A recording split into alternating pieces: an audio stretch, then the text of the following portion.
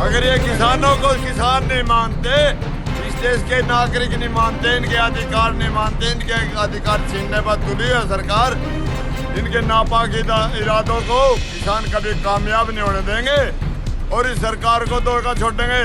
ये do and die चेतावनी है सरकार को, भारत सरकार को। जय जवान जय किसान, शक्ति बरादरी भाईचारा जिंदाबाद। बीते दिन दिल्ली में मुख्यमंत्री मनोहर लाल खट्टर ने किसानों के आंदोलन पर सवाल उठाए तो भड़के किसानों ने खट्टर और मोदी सरकार को सीधी सीधी चुनौती दे डाली। करनाल के खटगढ़ टोल पर धरने पर बैठे किसान नेताओं ने कहा कि सरकार आंदोलन को बदनाम करने की पहले दिन से साजिश रच रही है, लेकिन सरकार इस साजिश में कभी कामयाब नहीं होगी। उन्होंने कहा कि किसान अब पूरी तरह से भाजपा की खट्टर और मोदी सरकार को उखाड़ फेंकने का मन बना चुके हैं। अब जितना जोर लगाना चाहे सरकार लगा ले। सरकार चाहती है कि किसान आंदोलन को उत्तर प्रदेश में जो लोकसभा के चुनाव होने हैं उससे पहले इनको किसी तरह से भी इस संगठन के अंदर दरार पैदा करी जाए मजहब के जाति के तौर पर, तो ऐसा कुछ भी नहीं होने वाला और ना ही किसान ही लेंगे, इतना इनकी मांगे नहीं मानी जाती। इतने गंभीर अगर ये किसानों को किसान नहीं मानते, इस देश के नागरिक नहीं मानते, इनके अधिकार नहीं मानते, इनके अधिकार छीनने पर तुली है सरकार, इनके नापाक इरादों को किसान कभी कामयाब नहीं होने देंगे और इस सरकार को धोखा छोड़ेंगे। ये डू एंड डाई चेतावनी है सरकार को, भारत सरकार को। हरियाणा सरकार को भी, जहाँ भी बीजेपी की सरकार है, इनकी ना कोई नीति है, ना नीयत है, ना नेता है।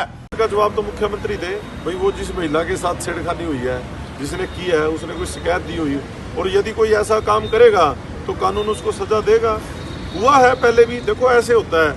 अब लाखों लोग बैठे हैं किसी आंदोलन में, यदि उसमें बीजेपी अंडरग्राउंड अपने बंदे भेज के कोई गड़बड़ करवा दे तो ठीक है, जो करेगा उसको सजा मिले उसकी।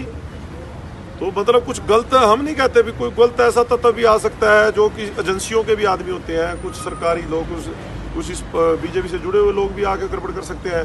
तो की क्यों नहीं 29 जनवरी को, 26 जनवरी के बाद 29 जनवरी को बीजेपी के जो दिल्ली के जिलाध्यक्ष थे उन्होंने आगे ईंटें मारी थी। वो तो सरेआम मीडिया में खबरें चली। तो इन्होंने, ये तो पथराव करने में इनके सारे पदाधिकारी थे। तो ये तो इस पार्टी के ये बात करे इन बातों की, ये तो इनका शुरू से ही है कि मकसद है इस आंदोलन को बदनाम किया जाए।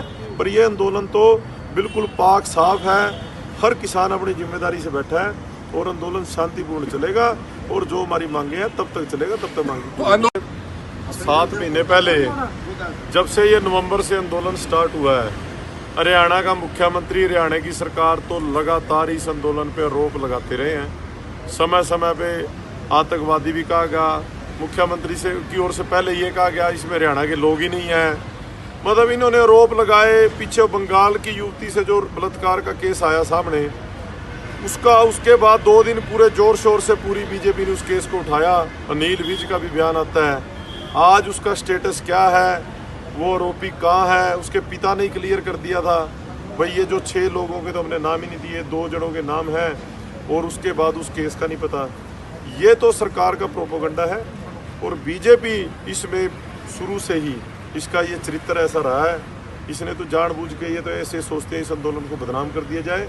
किसान शांतिपूर्ण तरीके से बैठे हैं, शांतिपूर्ण आंदोलन ही हमारा सबसे बड़ी ताकत है और हम शांतिपूर्ण तरीके से इसको जीतेंगे।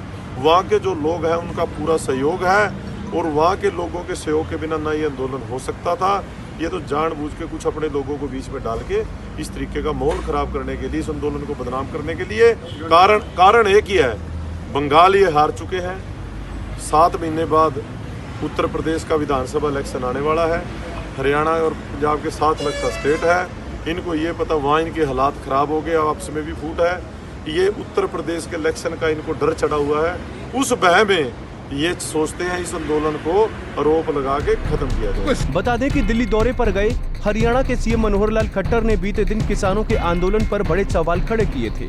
सीएम ने कहा था कि आंदोलन में अब न केवल हिंसात्मक गतिविधियां हो रही हैं, बल्कि वो अनैतिक काम भी हो रहे हैं। मुख्यमंत्री के इस बयान पर आंदोलनकारी किसानों का गुस्सा फूट पड़ा है और किसान अपना रोष जाहिर कर रहे हैं। करनाल से विकास मेहला, पंजाब केसरी टीवी। हमसे जुड़े रहने के लिए हमारे YouTube चैनल को सब्सक्राइब करें और नई वीडियो की नोटिफिकेशन के लिए बेल आइकॉन को दबाएं। अगर आप ये वीडियो Facebook पर देख रहे हैं तो लाइक जरूर करें और ज्यादा से ज्यादा शेयर करें। धन्यवाद।